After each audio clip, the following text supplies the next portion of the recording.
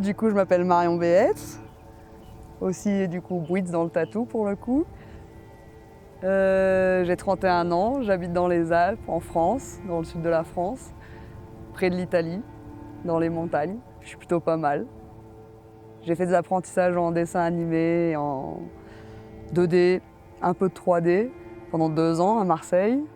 C'était vraiment bien, mais pas fait pour moi du tout, parce que le travail en équipe, c'est pas ma partie de plaisir. Ensuite, j'ai voulu faire du tatou, mais je savais pas du tout comment m'y prendre. Du coup, j'ai fait 1 an de petit job alimentaire, pas incroyable.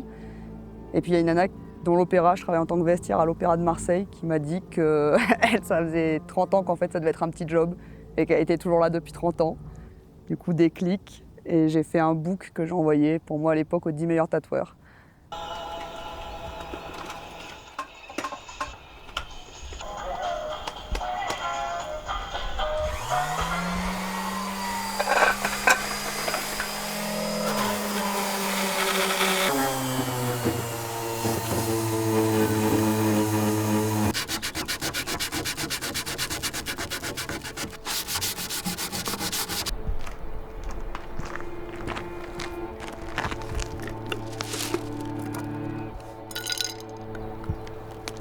Dongzoil, qui a voulu qu'on se rencontre à Thonon-les-Bains, à côté de la Suisse.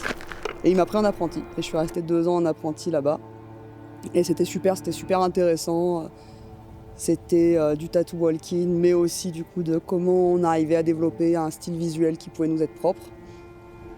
Donc j'ai fait mes 2 ans là-bas.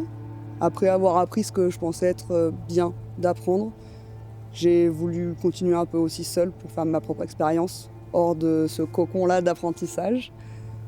Donc je suis repartie à Marseille, puis ça n'a pas bien marché. Puis au final, je suis allée à Bruxelles pendant 2 ans à Purple Sun et 2 ans à Paris, chez Mémé. Enfin à l'époque chez Mémé, maintenant bisous bisous. Et maintenant je suis ici, dans les Alpes. Du coup j'ai monté un petit shop privé, enfin plus une salle sous le chalet que j'habite, au milieu des montagnes.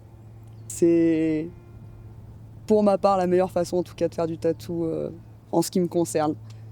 Parce que du coup la ville c'était bien, mais c'est trop, ça me demande trop de choses, c'est trop sollicité. Il y a toujours quelque chose qui peut nous solliciter, que ce soit du bruit, des gens, des sons, des choses qu'on n'a pas envie de voir, des odeurs qui sentent pas bon, enfin tout ça. Et du coup j'ai fini par quitter la ville pour revenir ici. C'était clairement me reconnecter avec ce qui me fait rêver, avec ce qui me fait envie. Et c'est-à-dire une vie un peu plus isolée, mais à la fois qui me semble plus complète, qui me semble plus sincère aussi. A nice looking. Really like the flower top, like. Boop. Yeah, yeah.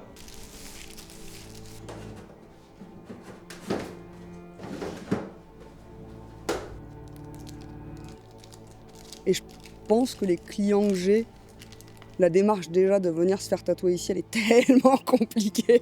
Juste pour venir ici, que ce soit faire du train, faire du bus, avoir par chance la voiture et se permettre de venir en voiture.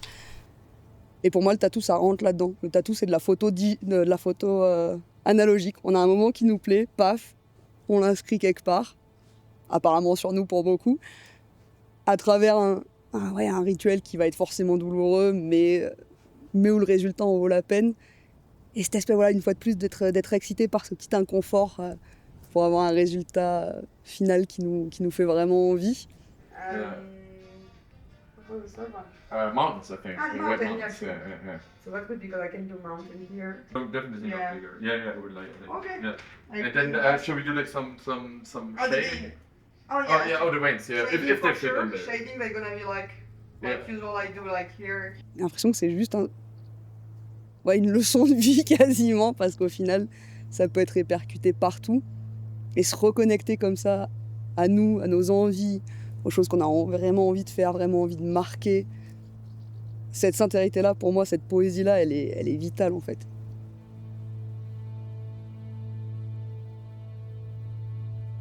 Alors à côté du tatou, parce que le tatou c'est chouette et c'est vraiment de la bombe à faire, mais il y a quand même un truc où moi il me manquait une liberté totale, sans question de clientèle, sans question de limite entre guillemets, et de rentrer dans des domaines qui sont plus...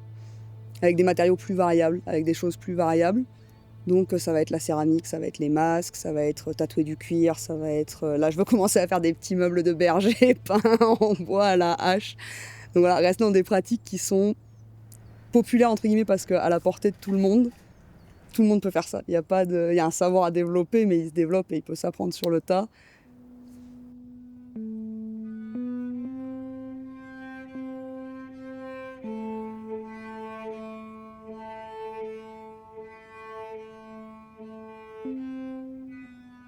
J'ai quand même l'avantage d'avoir un petit animal de compagnie, un petit chat très chou qui est arrivé ici.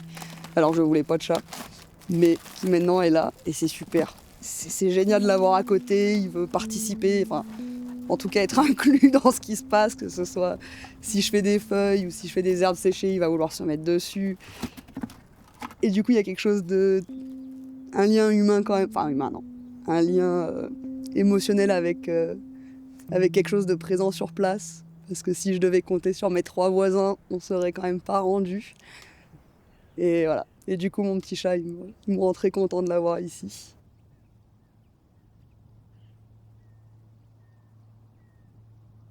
Qui m'apporte une certaine excitation dans cet inconfort, de pas connaître ce que je vais faire, de pas savoir ce qui va se passer.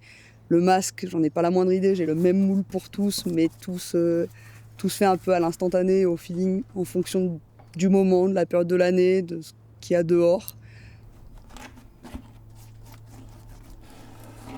Et voilà, et moi j'avais ce besoin, hors du tatou, d'évoluer dans d'autres domaines et de me laisser guider par d'autres domaines, parce que je pense qu'au final, ça fait des petits chemins, tout fait des petits chemins, et tout finit par se relier un peu. Donc ce qui va m'aider dans le tatou, ben là, à l'heure actuelle, c'est couillon à dire, mais ça m'a aidé en maçonnerie, par exemple. Ce qui m'a aidé dans le papier mâché va m'aider dans le tatou, etc., etc.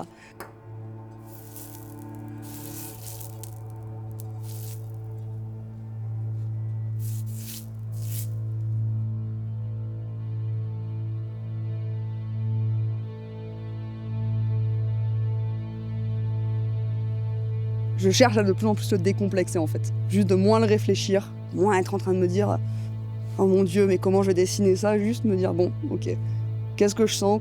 Comment je le mets en place ?» Et juste voilà. Je pense qu'il y a un truc dans l'utilitaire, justement, de pas juste faire du...